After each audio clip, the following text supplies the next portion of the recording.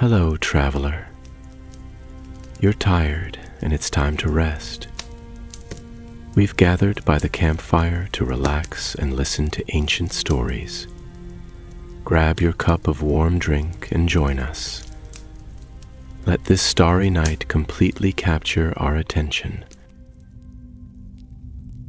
The wind whispered through the broken halls of Dragonstone, slipping like a ghost between the cracks in the ancient stone. The waves below crashed against the cliffs in an endless song, and the scent of salt and storm filled the air. Atop the highest battlement, where once kings and conquerors had stood, a lone figure watched the horizon, her silver hair unbound and wild in the breeze. Daenerys Stormborn, the last dragon, had returned to the place where her ancestors had first set foot upon Westeros. Yet there was no triumph in her gaze. Only the flicker of embers left from a fire that had once burned too bright. The Iron Throne was lost. Her people had turned to dust. And Drogon, her last and only child, had vanished into the sky, carrying her sorrow with him. She closed her eyes, letting the wind whip against her skin, feeling the weight of everything that had come before. The bells of King's Landing still rang in her ears, though they had long since ceased their mournful tolling. Fire and blood had been her birthright, her destiny. But destiny was a cruel thing. The world had cast her aside, called her mad, called her monster, and left her with nothing but the aching silence of exile. And yet, a dragon does not fade so easily. Far below, the halls of Dragonstone remained empty but for the echoes of memory. The great throne room, carved from black stone, had once belonged to her ancestors, and before them, to the lost kings of old. But no courtiers waited for her now, no loyalists knelt. Only shadows kept her company, stretching long and thin beneath the dying light of the setting sun. A single flickering candle burned on the great wooden table where Stannis Baratheon once plotted his wars. A map of Westeros lay unfurled before her, though the lines meant little now. Kings and queens had played their games, and the board had been overturned. There was nothing left to claim, nothing but whispers of what had been. Yet it was not Westeros her fingers traced upon the parchment. Beyond the great Dothraki Sea, beyond the golden shores of Yi Ti, beyond the mist-choked rivers of the Shadowlands, there was a place marked only by the blackest ink. Stygi, the city of night. Few spoke of it, fewer still had seen it. It lay at the edge of the world, where even the bravest sailors dared not go, where the sky was always dim and the air thick with sorcery. The whispers had found her even in the desolation of Dragonstone. Traders from the east, their faces hidden beneath deep cowls, had spoken of strange omens, of fires that would not die, of shadows that danced like living things. And deeper still, in the halls of Ashai, a voice called to her through the darkness, a voice she did not know, but which knew her. Come, come and remember what was lost. She had turned away from prophecy before, had followed the path of steel and fire, believing she could shape the world with nothing but her will. But the past would not rest, and the blood of dragons ran too thick in her veins to ignore its call. She rose from her seat, stepping away from the map, from the ghost of what was. The candle flickered, and for a moment its flame twisted, stretching unnaturally high before settling once more. Daenerys did not look back. That night she stood upon the cliffs, where the sea met the sky, and lifted her face to the stars. The wind was cold, but she did not feel it. Somewhere beyond the reach of her sight, Drogon still flew, his great wings carving shadows across the moon. She whispered to him, though she knew he would not hear. "I am not finished." The words carried on the wind, as light as breath, as heavy as stone. And in the distance, where the black waters of the east stretched into the unknown, something stirred. At dawn, the ship was waiting. It was not a vessel of Westeros with its proud banners and golden sails, but a sleek thing of the Jade Sea, its hull painted the color of midnight, its masts whispering with silken black banners. The crew did not speak the common tongue, nor did they need to. They had been sent for her, though none would say by whom. Daenerys stepped aboard without a word, clad in robes of crimson and deep indigo, her silver hair braided with strands of gold. She carried no crown, no sigil, only the fire that smoldered within her, the fire that had never truly gone out. As the ship cut through the waves, leaving the broken shores of Dragonstone behind, she did not look back. The past was ashes. Ahead, beyond the mist and shadow, the city of night awaited, and the fire within her burned anew. The sea stretched in all directions, vast and unbroken, its surface rolling in deep, slow undulations like the breathing of some ancient, slumbering beast. The sky above was a colorless expanse, its heavy clouds hanging low as though burdened by the weight of untold storms waiting to be unleashed.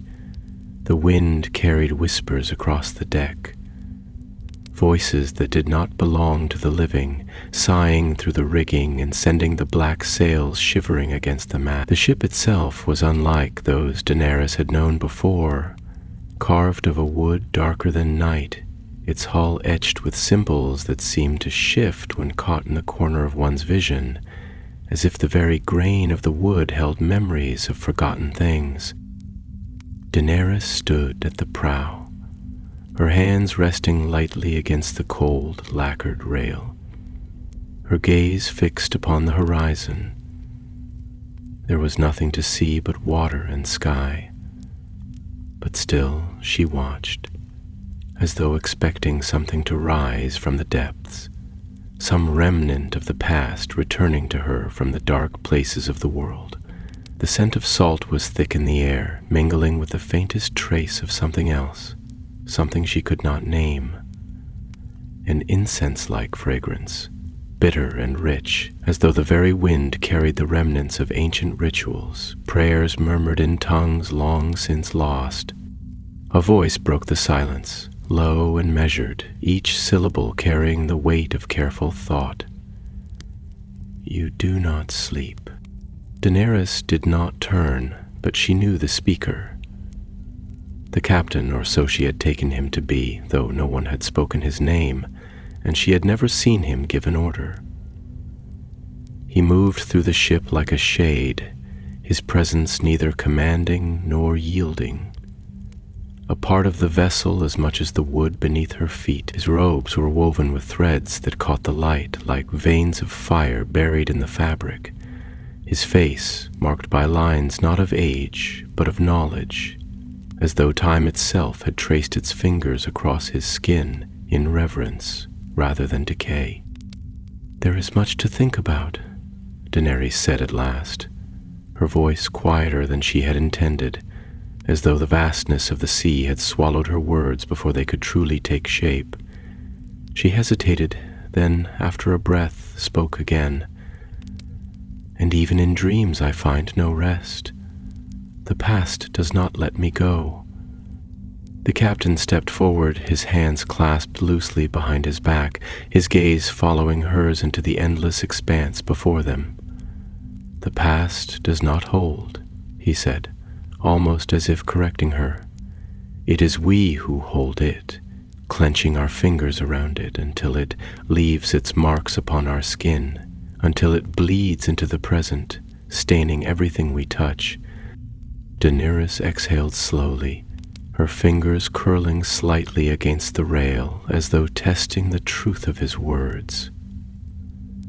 "I do not seek to hold it," she murmured, though even as she spoke she wondered if it was a lie.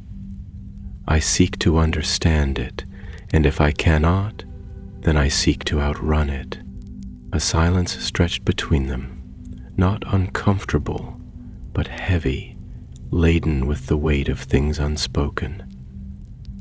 The sea continued its slow, rhythmic rise and fall, the ship moving in harmony with its breath, an unseen force guiding it ever eastward. The captain studied her for a long moment, then finally spoke again. "There are two kinds of exile," he said, his voice like the wind itself, soft, shifting, but undeniable. "There are those who flee from what they were, seeking to shed the skin of their past like a snake slipping from its old self, leaving behind only the husk of what was. And then there are those who flee towards something, believing that beyond the edge of the world they will find the piece of themselves that was always missing." He turned his gaze fully upon her then, his eyes dark as the water below. "Which are you?" Daenerys felt the question settle in her chest like a weight, pressing against the hollowness that had grown there since the day she had watched Drogon carry away the ruin of her dreams. She did not answer, not at once. Instead, she let the silence stretch between them, listening to the creak of the ship's hull, the endless murmuring of the wind, the distant call of something unseen in the dark.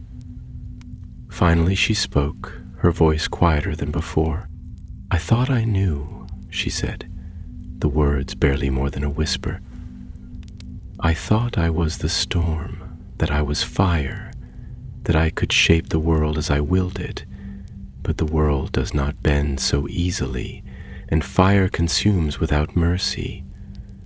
She paused, her fingers tracing an idle pattern against the cold rail. "Now, I do not know if I am running from what I have been, or if I am searching for what I might become." The captain inclined his head, as though this answer was neither unexpected nor unsatisfactory. "Then you are neither the snake nor the exile," he said, his voice thoughtful. "You are the ember, caught between flame and ash, uncertain of whether you will ignite once more or be carried away by the wind."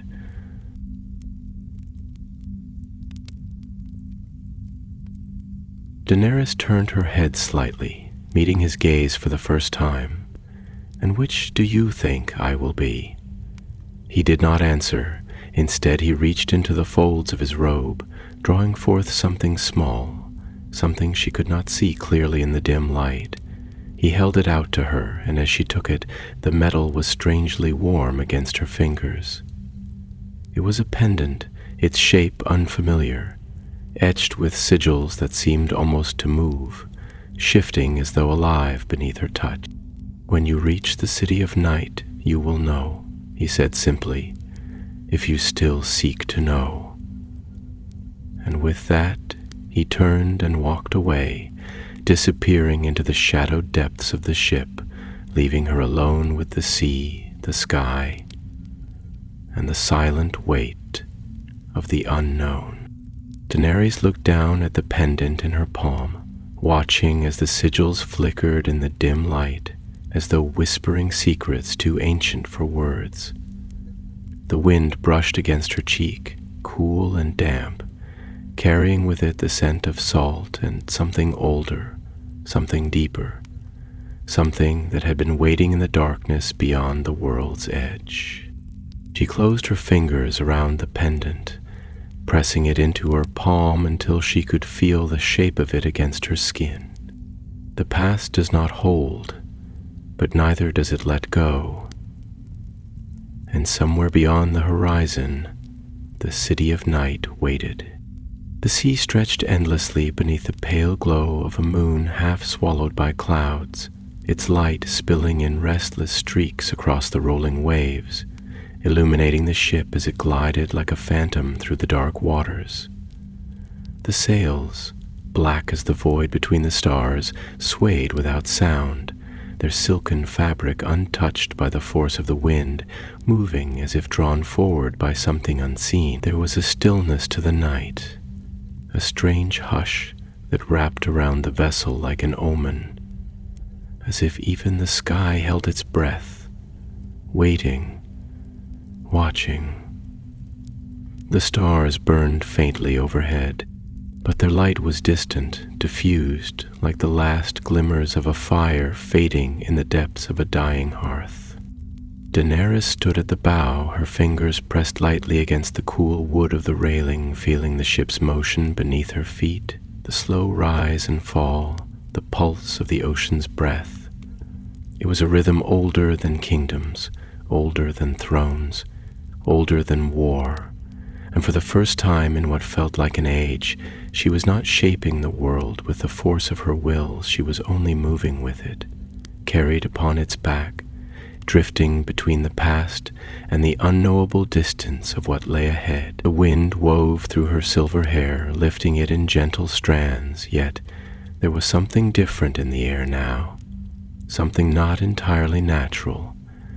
It was not only the scent of salt and tide, but something deeper, something more elusive. A scent that was not a scent at all, a whisper of fire buried beneath the weight of centuries, like a flame that had burned too long and too hot, leaving only the ghost of its presence behind.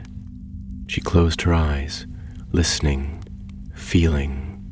The weight of the pendant in her palm was a steady presence, its sigils pressing into her skin like forgotten words trying to speak, trying to be known. She had not asked the captain what they meant, though part of her wanted to. Another part of her, the part that had once stood before the great black walls of Meereen, before the shattered gates of King's Landing, before the endless fields of the Dothraki Sea, knew that some things were not meant to be asked, only understood when the time came. A sound behind her, soft but deliberate, made her open her eyes. The steps were measured, unhurried, yet they carried an awareness, a weight that set them apart from the casual movements of the crew. She did not turn, not at first, for she already knew who it was.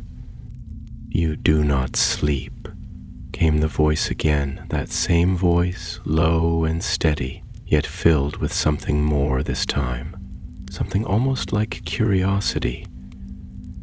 The captain stepped forward, stopping just at her side, his hands still clasped behind his back, his face half-shadowed beneath the moon's dim light. His robes, dark and flowing, seemed almost to merge with the night itself, as if he belonged more to the void beyond the horizon than to the world of men. Daenerys did not answer at once, allowing the silence to linger between them, stretching taut like a thread between two hands, waiting to be pulled or severed. Finally she spoke, her voice quieter than before. "The sea does not sleep," she murmured. "It never stops moving, never stops breathing. Even when the sky is still, the water stirs beneath it, and I think that is how I feel now. Even in stillness there is something beneath the surface that does not rest."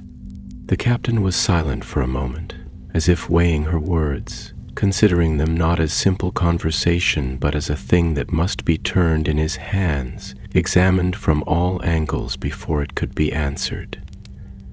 "The sea is ancient," he said at last, his tone thoughtful. "It has no master. It was here before men dreamed of kingdoms, before they built walls to keep out what they did not understand. It does not care for thrones or for war, only for its own depths, its own endless motion.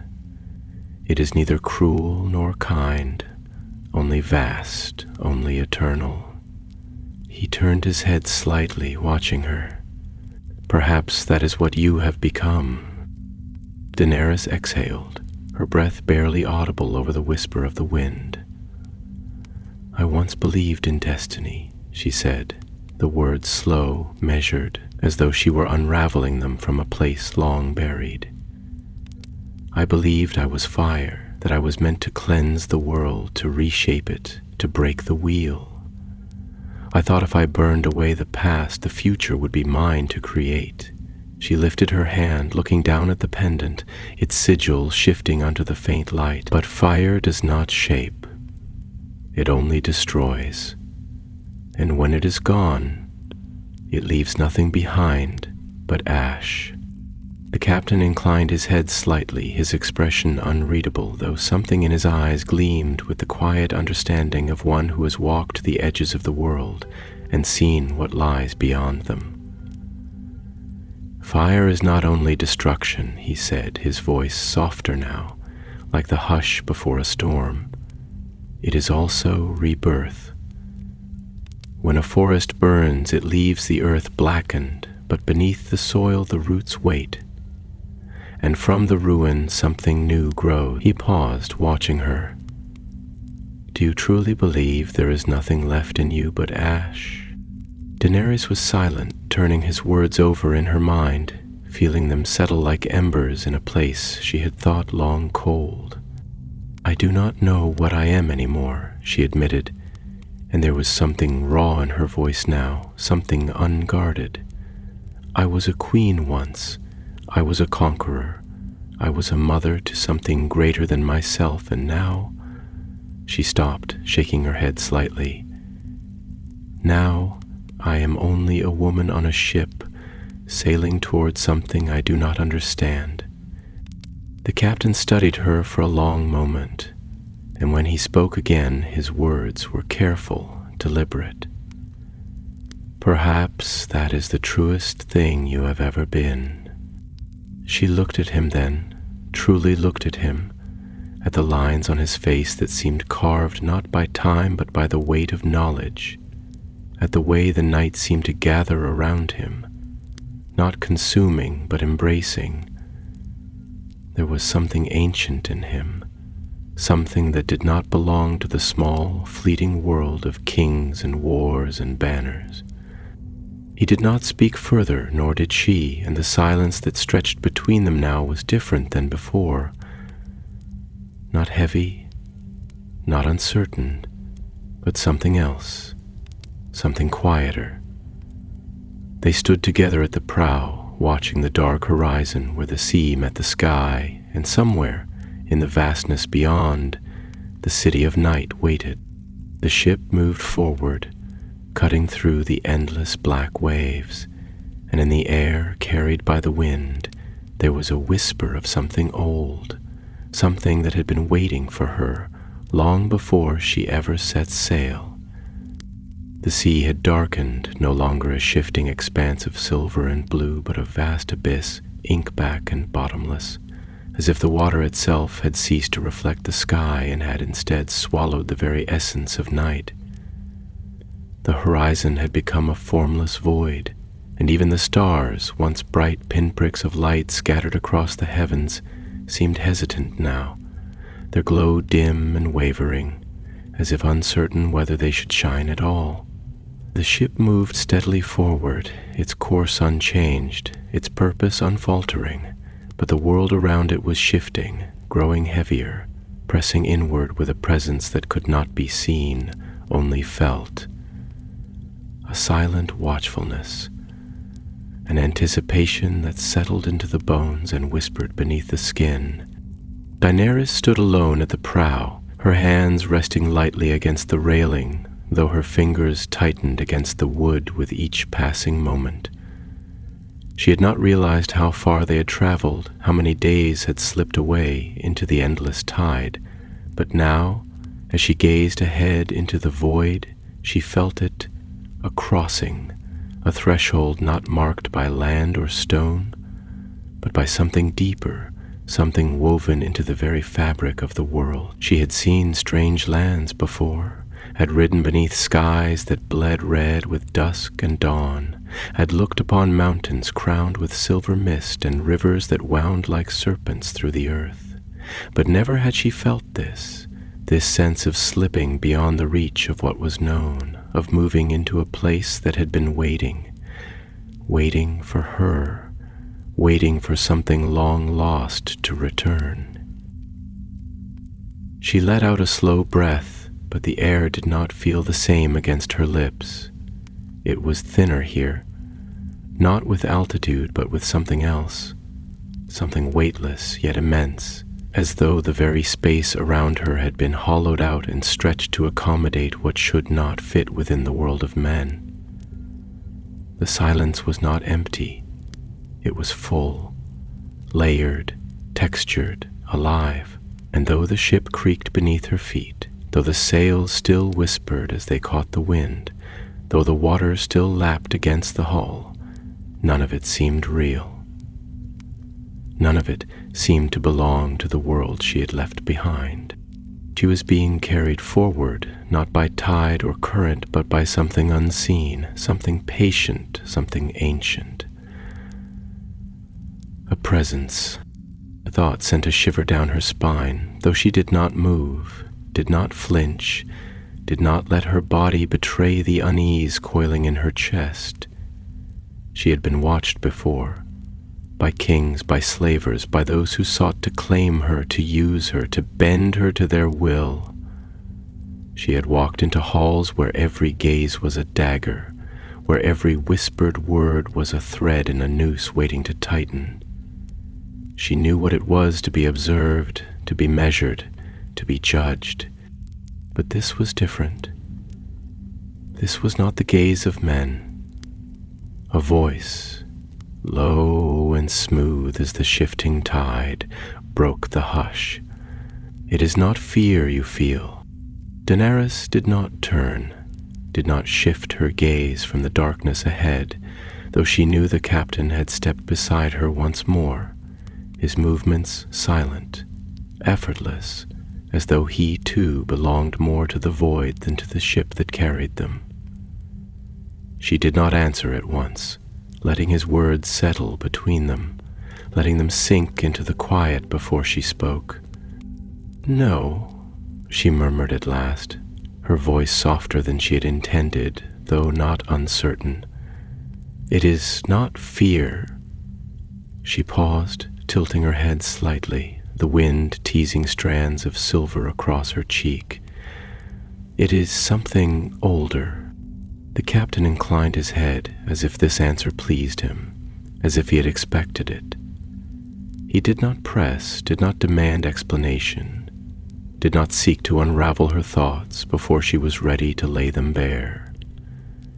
Instead, he turned his own gaze forward, to the place where the sea met the unknown.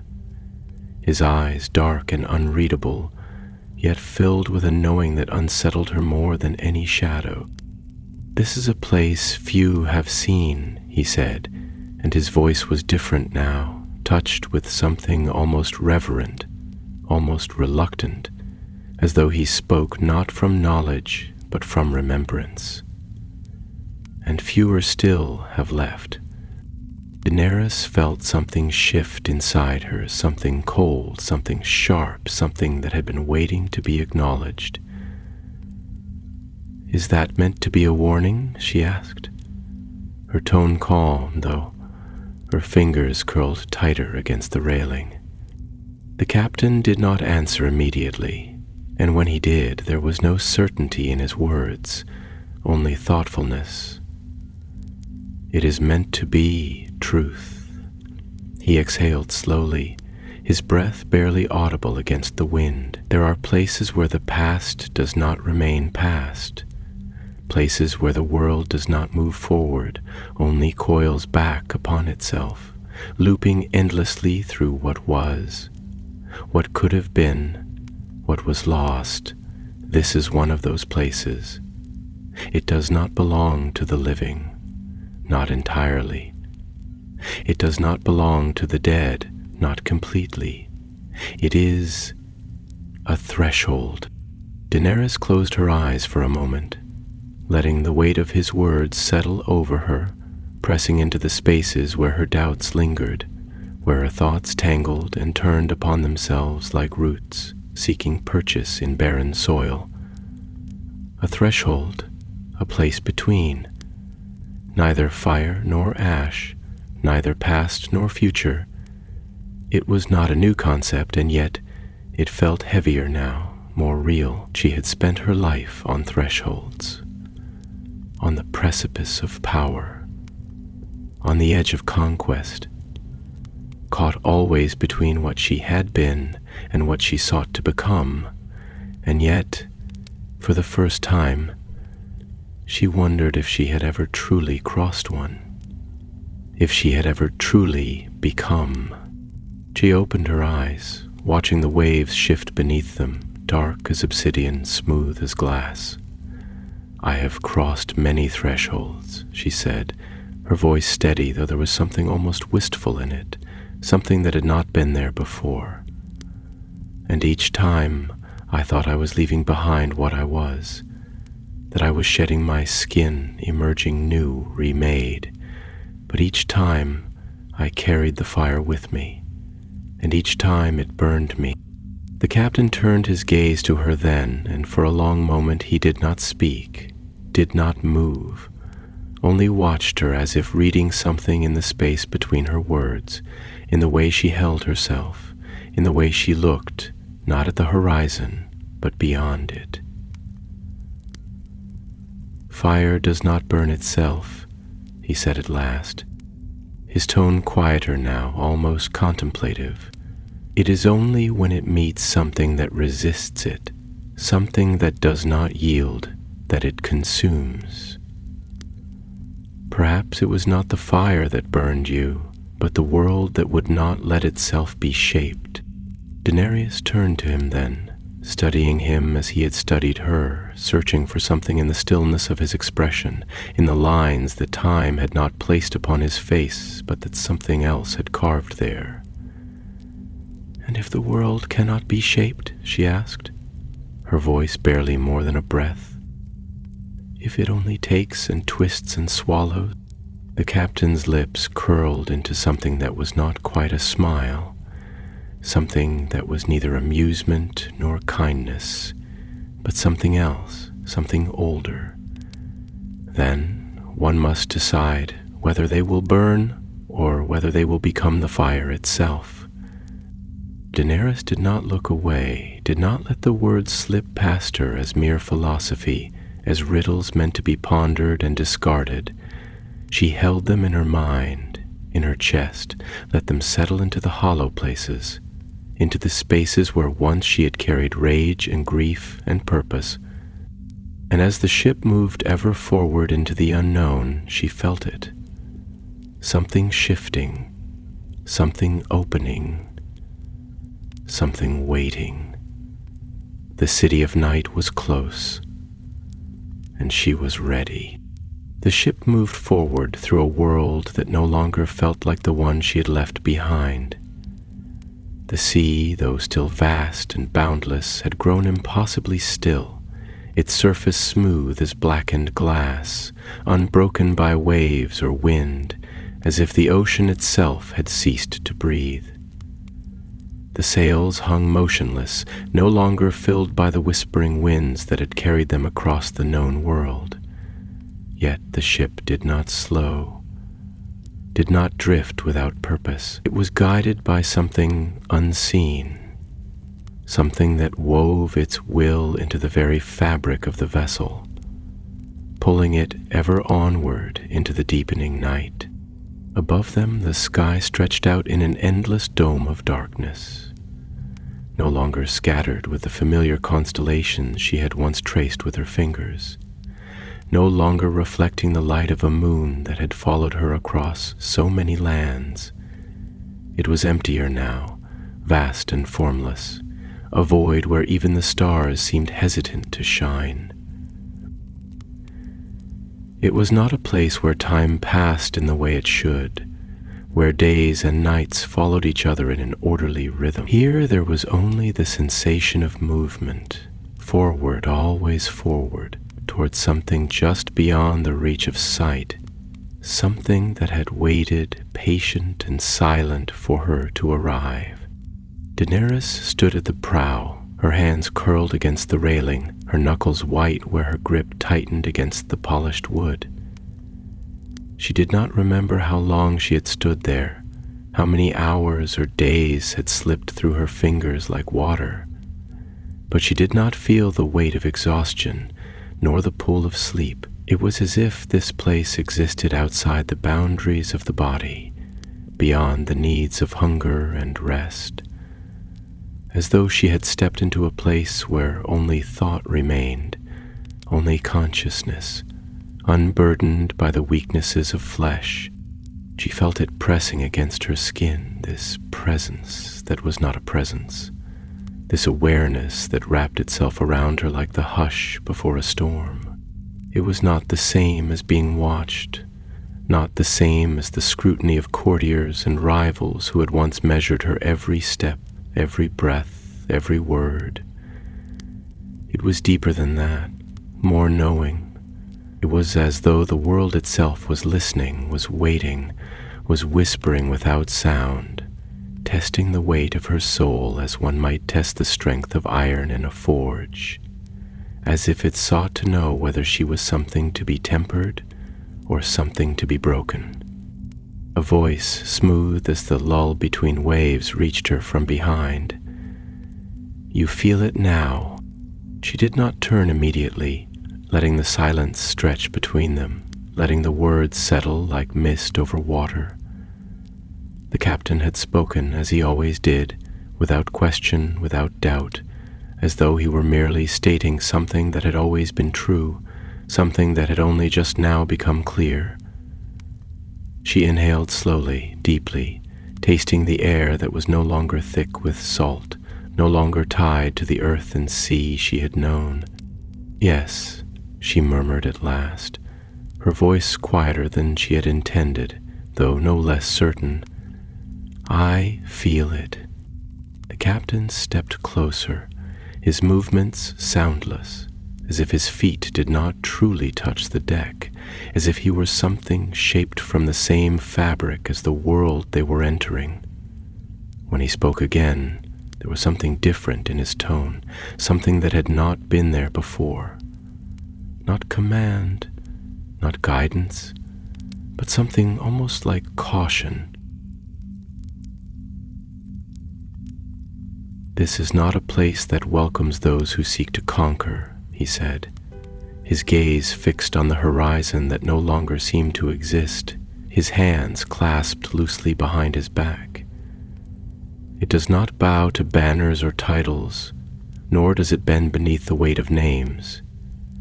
It is older than Valyria, older than the freehold, older than the stories men tell when they sit by their fires and speak of forgotten things. It does not yield." He turned his gaze to her then, and though his expression was calm, there was something behind his eyes that spoke of things unspoken, of warnings that could not be given in words. "You must understand that." Daenerys let his words settle over her, let them weave themselves into the spaces between her thoughts, into the hollow places where doubt and certainty waged their endless war. She had spent a lifetime shaping the world with her will, bending cities to her cause, turning fear into loyalty, weaving destiny from fire and blood. And yet she had been cast down, burned not by the flames she had wielded, but by the hands of those who had once called her queen. She had been undone, not by the might of her enemies, but by the weight of her own dreams, by the burden of a purpose she had carried for too long, too fiercely, until it had become indistinguishable from the woman she was beneath it. And now she stood at the edge of something that could not be conquered, something that could not be ruled. She did not know if she had the strength to bow before it, or if she even knew how. "If it does not yield," she said, her voice softer now, though not uncertain, "then what does it do?" The captain's lips pressed together in something that was not quite a smile, something that was neither amusement nor kindness, but something deeper, something older. "It remembers."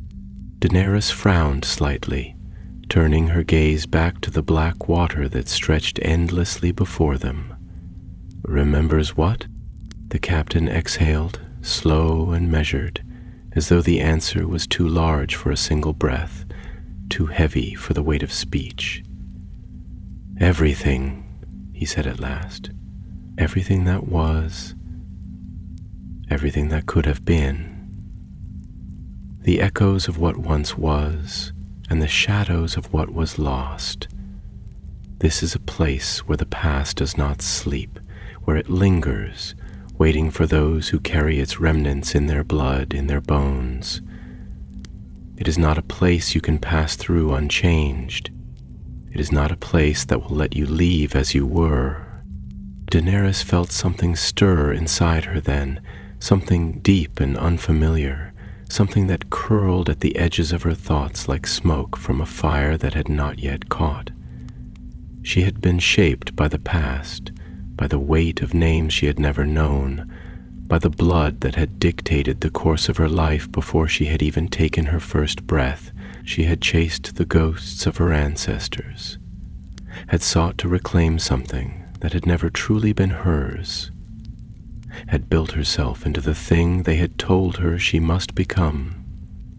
And yet, for all her victories, for all her conquests, she had never been able to grasp it, had never been able to hold the past in her hands and make it real.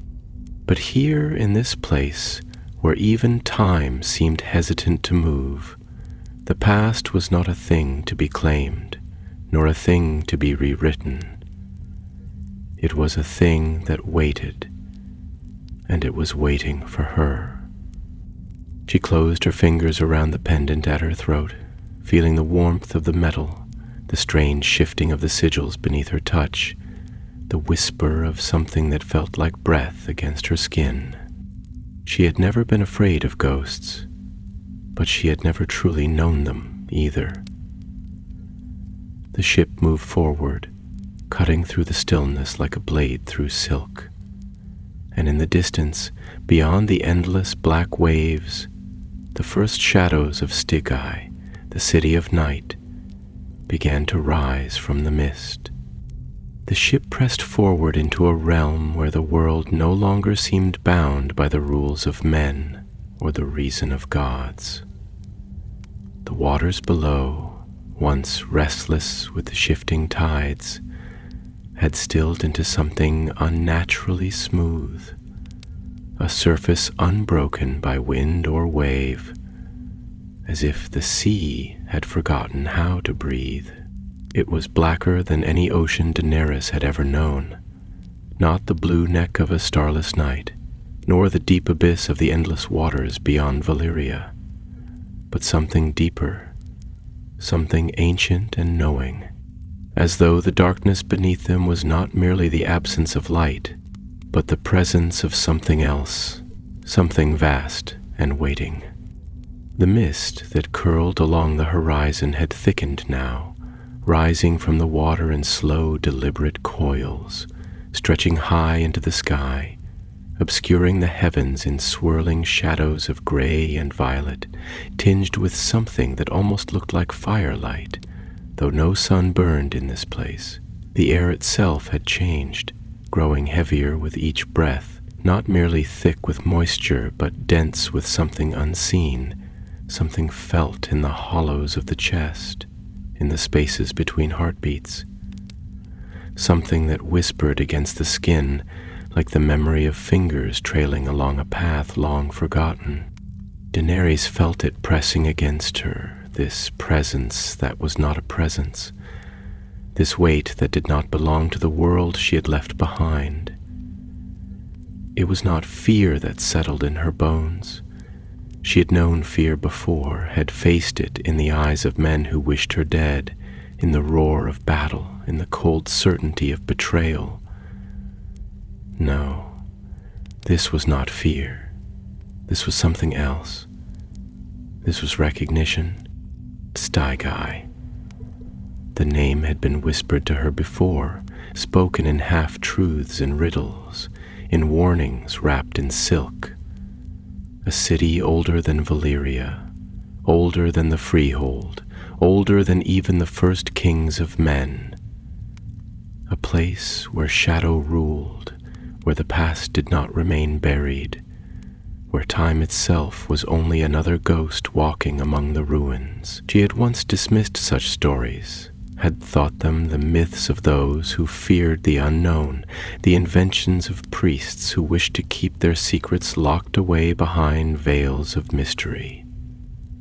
But now, as the mist parted before them, revealing the first jagged edges of the broken city, she understood. There were places in the world where the past did not sleep, and this was one of them. She heard the slow, deliberate steps before she saw him, the measured sound of boots against the polished wood of the deck, each footfall carrying the weight of purpose, though he too had fallen silent in the presence of what lay ahead. The captain came to stand beside her, his hands still clasped loosely behind his back, his gaze fixed on the city rising from the mist, the faintest flicker of something like recognition passing through his eyes before it was gone. He did not speak at once, nor did she. For a long moment they stood together in the hush before the storm, watching as the ship glided toward the shadowed shore, toward the ruins that loomed like blackened bones against the mist. Finally, it was he who broke the silence. "This is not a place for the living." His voice was quiet, yet it carried with it a depth that settled into the air between them, not a warning, but a truth spoken aloud, a thing that had existed long before either of them had come to this place. It was not built for kings or queens, nor for those who seek to claim it. It is a place of remembrance, of echoes that do not fade, of things that have been and things that could have been, woven together into something that does not yield to time. He turned his gaze toward her then, his eyes dark and steady, as if he were searching for something beneath the surface of her skin, something beyond her name, beyond her titles, beyond the fire that had shaped her. "And yet you have come." Daenerys did not answer at once, letting the weight of his words settle within her, feeling them press against the hollow spaces where certainty had once lived. She had come, yes, but not as a queen, not as the last dragon, not as the breaker of chains.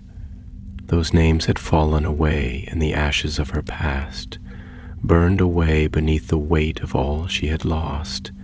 She was not here to conquer, nor to rule. She did not know what she sought, only that the pull of this place had been waiting for her long before she had ever set sail. At last she exhaled, slow and measured, her voice quiet but unshaken. "I have spent my life chasing the past," she murmured, not looking at him but at the city beyond, where blackened towers stretched toward a sky that had never known the sun. "I have walked in the steps of the dead, carried the weight of a name that was never truly mine, tried to build something new from the bones of what was lost. I thought I was meant to reclaim what had been taken, that I could reshape the world in the image of what should have been." She paused, her fingers curling slightly against the railing. But the past does not bend, it does not yield, it does not give back what it has taken. The captain inclined his head slightly, the ghost of something almost like understanding flickering in his gaze. "No," he said, his voice softer now, though no less certain. "It does not." He turned back to the city, his expression unreadable. But there are places where it does not sleep, where it lingers, waiting, not to be reclaimed, but to be known. Daenerys felt the words settle into her chest, deep and steady, like the distant rumble of a storm yet to break. She had spent so long believing that she was meant to forge ahead, that she was meant to burn away the old world and make something new from its ashes. But now, as she looked upon the ruins that rose from the mist, She wondered if she had been wrong, if there were things in this world that could not be remade, only understood. The ship slowed as it neared the shore, the silence pressing in around them, thick and heavy, as if the very air held its breath. The mist swirled at the edges of the city, clinging to the blackened stones like the remnants of forgotten hands reaching from the past. And beyond them, the gates of Stygia loomed, half buried in shadow, waiting. She let out a slow breath, feeling the weight of the moment settle into her bones.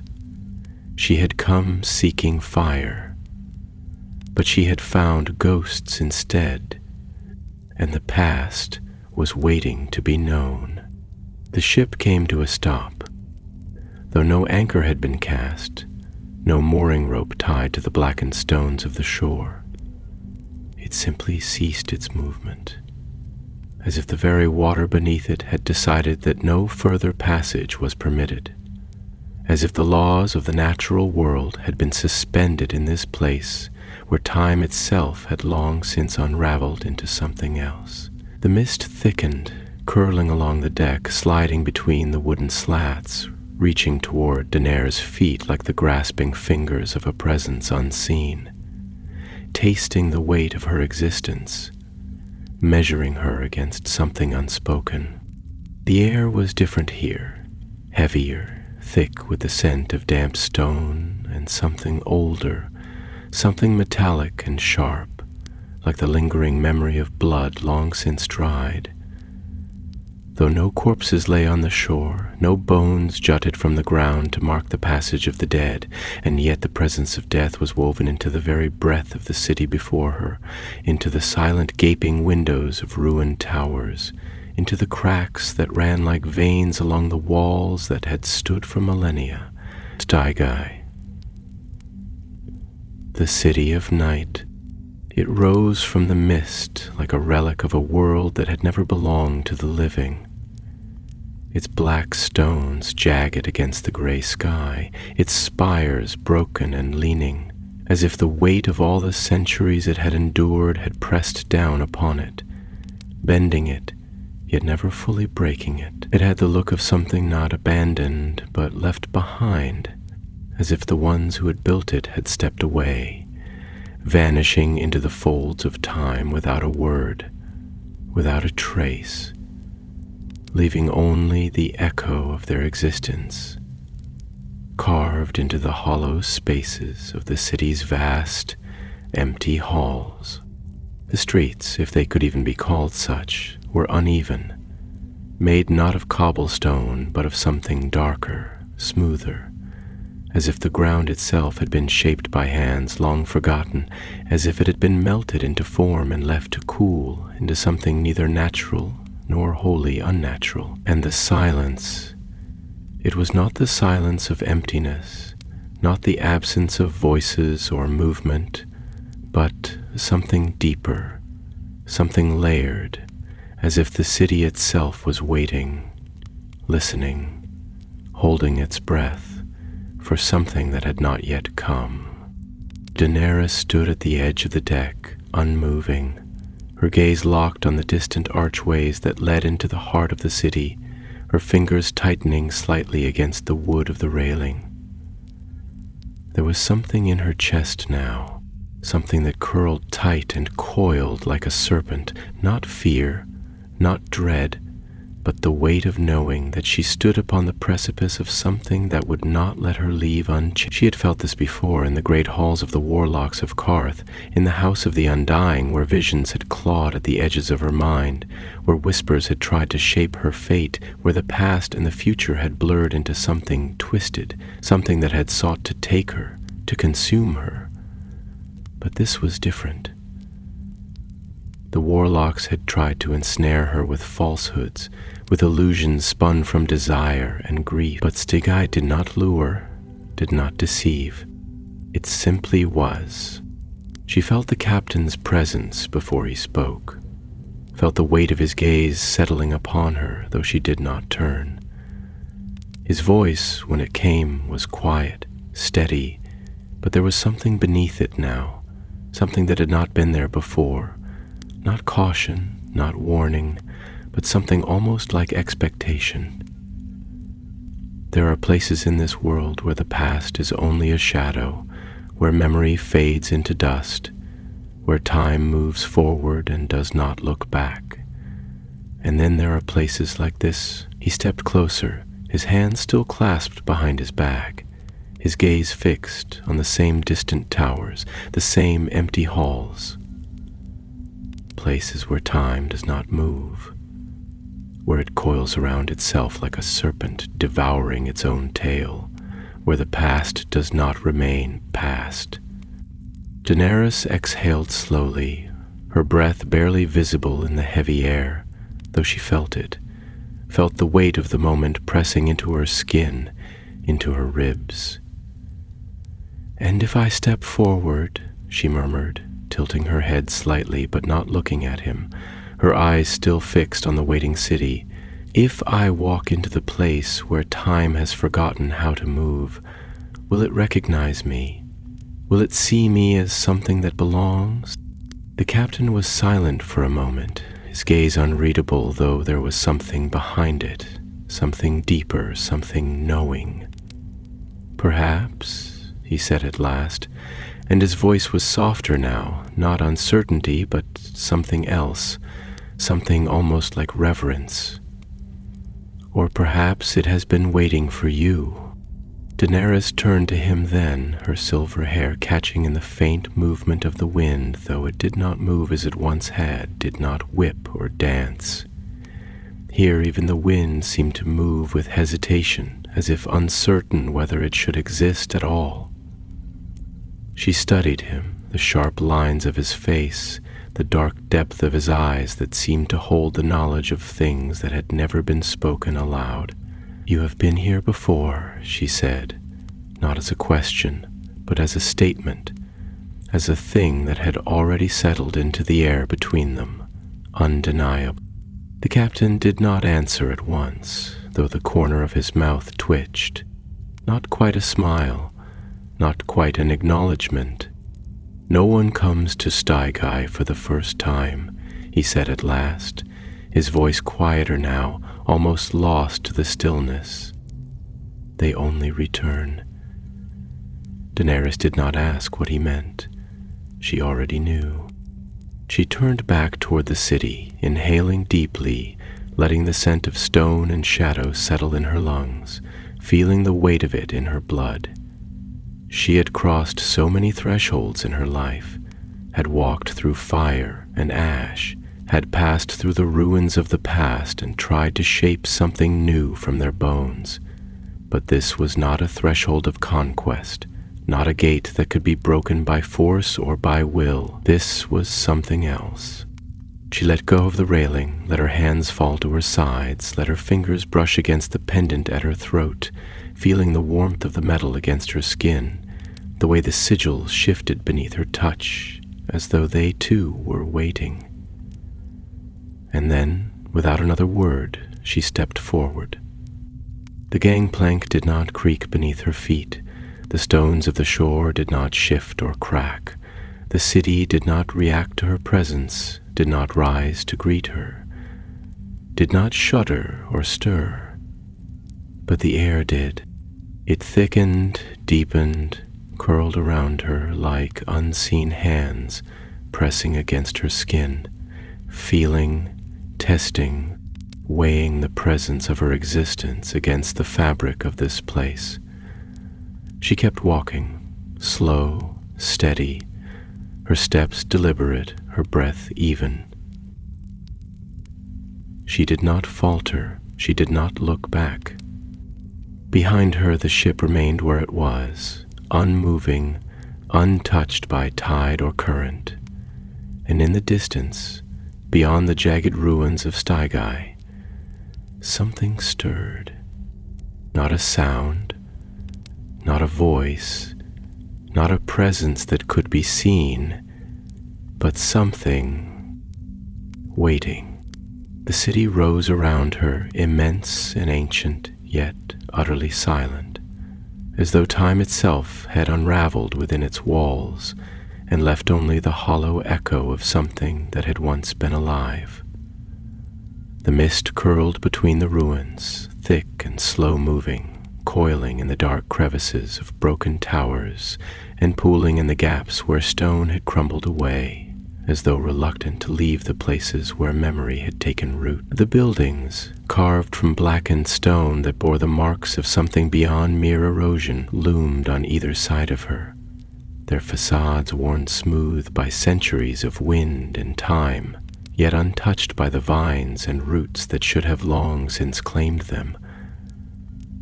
There was no sign of life, no birds overhead, no insects humming in the still air, not even the distant scurry of unseen creatures in the shadows. There was only silence, thick and absolute, pressing against her skin like a second weight, as if even sound had been swallowed by the vast, unknowable presence that permeated the air.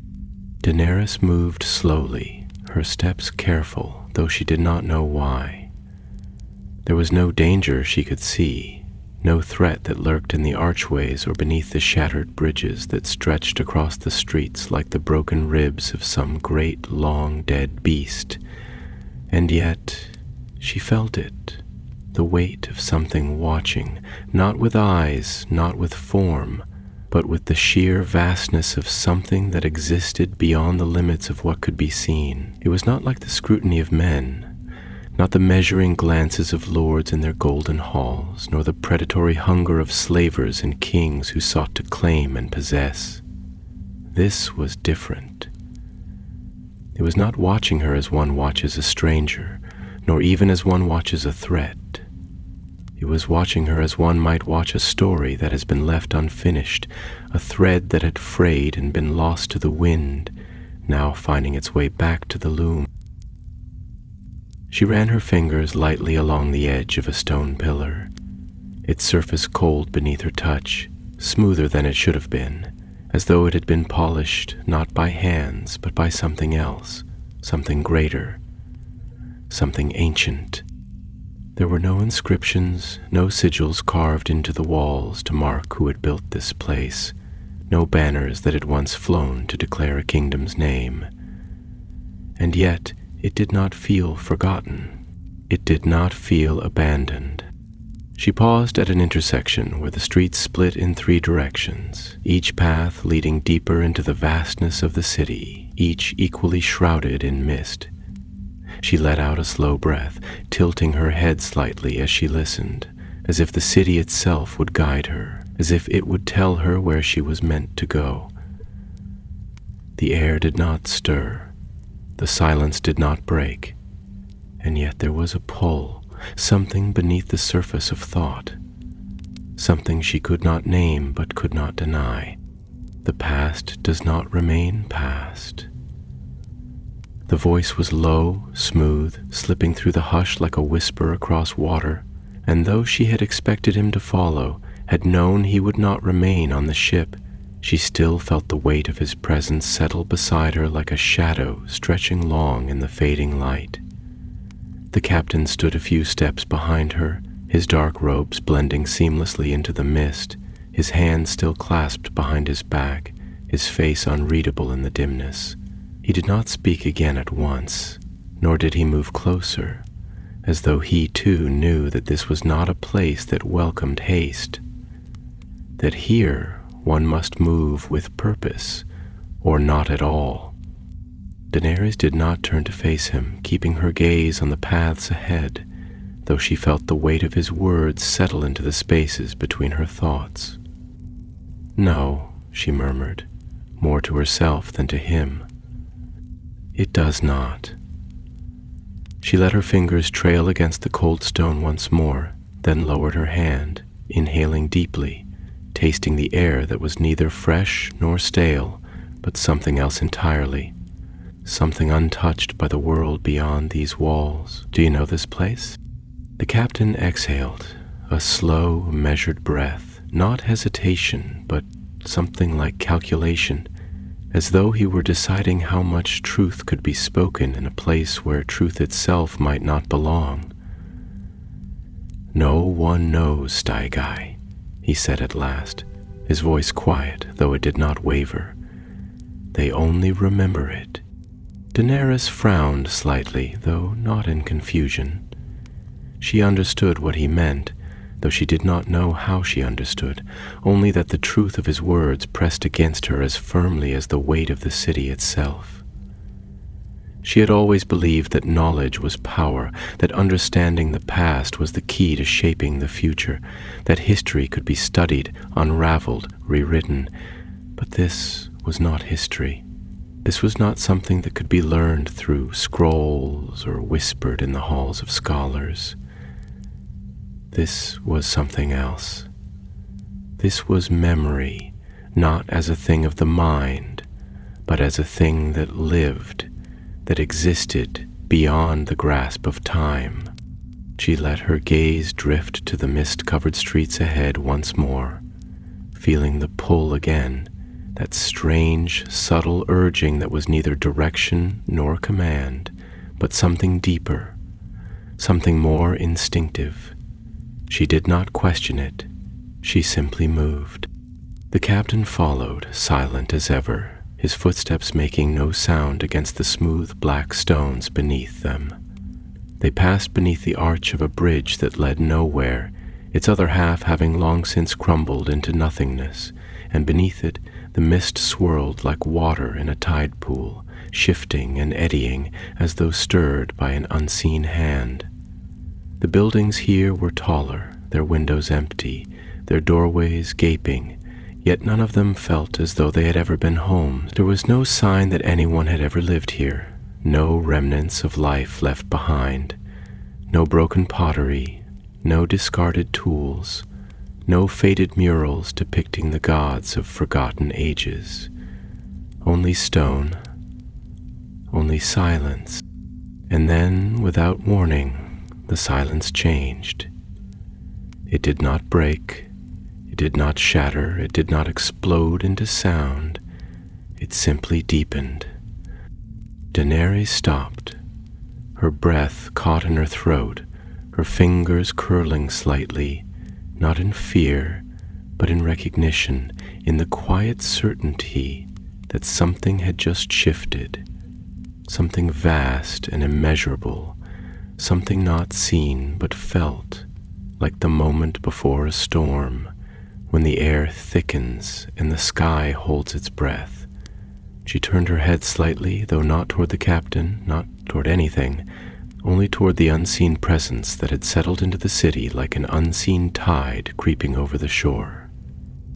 She did not speak, and then, in the distance, beyond the mist, beyond the endless maze of blackened stone, something stirred.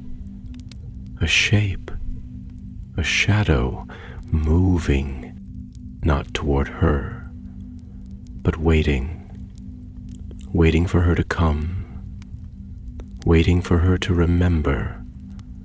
The past does not remain past, it only waits. The air had changed, thickened, darkened, not in color nor in any way the eye could perceive, but in the way it pressed against the skin, in the way it filled the lungs, as if the very fabric of existence in this place was denser, heavier, something more than mere air. It was not simply mist that drifted through the broken streets of Steigai, not merely the damp breath of a world untouched by light, but something older, something sentient, something that moved not by wind or tide, but by will. The silence, too, had deepened, sinking into her bones, making each step feel measured, deliberate, as though even the smallest movement was being counted, observed, weighed against something unseen. The ruins loomed higher now, their blackened walls stretching toward a sky that had never known the sun, the spires jagged and uneven, like the shattered ribs of a beast too ancient to name. The city was not lifeless. It only seemed to be. Daenerys moved forward without hesitation, though she felt it now, the pull, the unseen thread that wound itself through her veins, through the marrow of her bones, guiding her towards something she did not yet understand. It was not a force that commanded, not a hand that pulled or pushed, but something deeper, something that resonated within her, as though the very air here had been waiting for her breath to join it, as though the stones had been waiting for the sound of her footsteps to complete a silence that had lingered too long. She had known power before, had wielded fire and blood as weapons, had commanded armies that had trembled at her word, but this was not power. This was something greater, something beyond dominion, beyond control. This was remembrance. The captain walked beside her, though he did not speak, did not interrupt the silence that had wrapped itself around them like a shroud. His steps made no sound against the stone, as if he, too, was only half present in this place, as if he had already learned the truth of it, that Stygia did not welcome the living, did not bow to those who sought to claim it. It was not a place meant to be understood by those who still counted their days by the movement of the stars. It was a place that had never forgotten, a place that had never let go. The shadow ahead had not moved, or perhaps it had never been still. It stood just beyond the reach of the mist, its shape shifting slightly, not in the way a man shifts his weight from foot to foot, but in the way a reflection shimmers upon the surface of water when touched by the wind. Present and not present, solid and yet slipping through the air like smoke. It was neither cloaked nor hooded, yet she could see no face, no form that could be called human, only the suggestion of limbs, of height, of something watching. Not waiting, watching. Daenerys did not slow her steps. She had been a queen, a conqueror, a breaker of chains, a bringer of fire, and none of those things had saved her. She had been told she was the last dragon, that she was destiny made flesh, that her name was meant to be spoken in the same breath as the legends of old.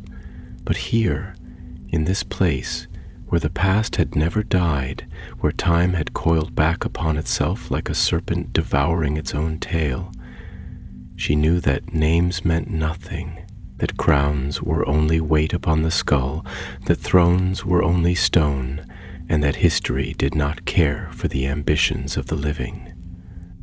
The voice came not as sound, but as a presence, a thing that pressed into her mind without force, yet without offering the option to resist. It did not come from the shadow, nor from the city around her, but from everywhere, from within the stone itself, from within her own blood. You have come to remember. She did not flinch, did not step back, though she felt the words settle deep inside her, threading through her ribs, her spine, her breath. She exhaled slowly, measured, steady. I have come to understand. The presence shifted slightly, not closer, not further, only changing, like the tilt of the earth beneath an unseen sky. There is nothing to understand, only what has always been, only what was lost. Daenerys tilted her head slightly, the silver strands of her hair shifting against the dark fabric of her cloak. Lost to whom? There was a silence, but it was not empty. It was thoughtful, considered, to time, to fire, to those who believed that what was could be remade into what is. She felt it then, the slow curling of something inside her, something that had been coiled for too long, something that had been whispering beneath her skin since the moment she had set foot in this place. Valyria. The word left her lips not as a question, but as a truth she had only just now given shape to, though it had been waiting in the air, waiting in her blood, waiting in the weight of this city that had never fallen, only been forgotten. The mist shifted, the shadow did not. Valyria was the child of something greater, and like all children, it did not understand the fire it carried in its veins. It sought to wield what could not be wielded, to shape what could not be shaped, and so it burned. Not by the hands of gods, not by the wrath of enemies, but by itself, by its own fire, by its own hunger. She swallowed, though her throat was not dry, and yet it lingers. The shadow tilted slightly, a movement too subtle to be called motion, too absolute to be called stillness. What is destroyed is not always gone. What is burned is not always ash. The past does not disappear, it only waits to be remembered. The weight in her chest, the feeling she had carried since she had set sail from Dragonstone, since she had seen the ruins of the freehold with her own eyes, since she had known, deep in the marrow of her bones, that the fire of her ancestors had never truly been extinguished. It all settled now, fell into place, not as fear, not as grief, but as something else, as recognition. She had been born to fire, had walked through it, had let it shape her, had let it define her, but she had never questioned if the fire had a memory of its own, if it carried within it the echoes of what had come before. She had always believed that she was the end of a line, the last flicker of a dying flame, but now as she stood before this shadow, before this city that had never truly been abandoned, she understood. She was not the end. She was the return. Daenerys took a step forward, her breath steady, her voice quiet but unshaken. Then let me remember. The silence deepened, the mist curled, and the shadow stepped toward her. The past does not remain past. It only waits.